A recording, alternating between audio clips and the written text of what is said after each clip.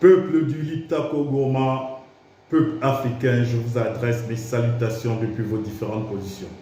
Je suis Éric Richard, le panafricain. Nous allons faire aujourd'hui immersion du côté du Gabon. Le Conseil des ministres a adopté une résolution qui consiste à présenter la candidature de Nelson Mason, je crois que c'est comme ça qu'il s'appelle, au poste de directeur général de l'UNESCO, car le mandat de la française va bientôt arriver à terme.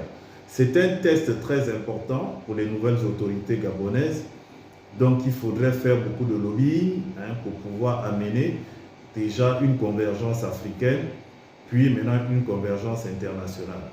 Donc c'est ce premier test-là, on va voir à travers ce poste très prestigieux et international si notre diplomatie est assez solide pour pouvoir mettre notre compatriote gabonais à la tête de la direction générale de l'UNESCO.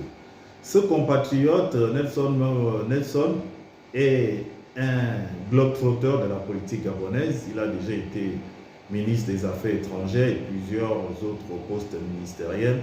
Aujourd'hui, il occupe le poste ambassadeur du Gabon aux États-Unis. Donc lui aussi, il a dû se tisser un certain relationnel de façon à faciliter son élection. Wait and see, on va voir comment cela va se passer, mais le fait déjà d'afficher cette ambition prouve une certaine sérénité au niveau des nouvelles autorités. J'encourage cela parce que les Gabonais ne sont pas nombreux dans les postes sur le plan international, quel que soit le domaine. Et d'ailleurs, il faudrait qu'on rectifie, qu'on puisse aujourd'hui travailler cette culture d'occuper des postes au niveau de l'international. Mes encouragements au gouvernement pour ce challenge très important. Et je pense aussi que son vote va coïncider avec l'élection présidentielle au niveau du Gabon. Si ça se passe très bien dans toute la transparence, s'il n'y a pas de heurts, il n'y a pas de trouble, je crois que ça va contribuer à ce que notre compatriote soit élu. Donc tout ça aussi, c'est un package qui est combiné et qui dépend de beaucoup de choses. Moi, je vous laisse, je vous souhaite un bon week-end en vous laissant regarder un reportage de une chaîne gabonaise. Que Dieu vous bénisse depuis vos différentes positions. Partagez massivement ma vidéo et abonnez-vous à mon compte. Je vous remercie. Après des années de somnolence de sa diplomatie, le Gabon entend à nouveau peser sur la scène internationale.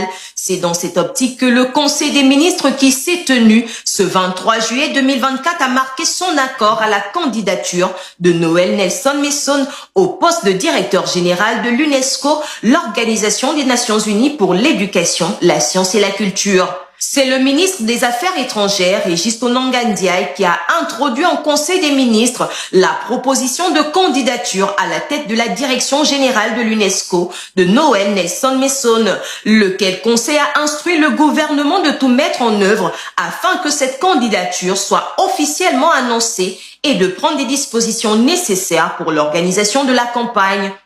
Actuellement en poste aux États-Unis en qualité d'ambassadeur du Gabon, Noël Nelson Mason est un fin diplomate qui a par le passé occupé le poste de chef de la diplomatie gabonaise. Ce compatriote est aussi un cadre commis de l'État qui a occupé les fonctions de ministre de l'Environnement et ministre des Relations avec les institutions.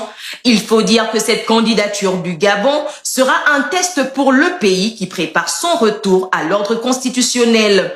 En effet, c'est à la faveur de la 43e session de la Conférence générale de l'UNESCO qui aura lieu en novembre 2025 que l'organe onusien procédera à l'élection de son nouveau directeur général, une période qui coïncidera vraisemblablement avec l'élection du nouveau président du Gabon et qui devrait marquer le retour du pays à la respectabilité internationale. Notons que ce poste est actuellement occupé par la Française Audrey Azoulay qui a été réélue en 2021 pour un second mandat de 4 ans. À un peu plus d'un an de l'échéance, le Gabon devrait encore parvenir à convaincre la majorité des États à soutenir sa candidature. Sur ce point, le pays pourrait s'appuyer sur le bloc africain, à condition, là aussi, que plusieurs candidats ne se déclarent sur le continent.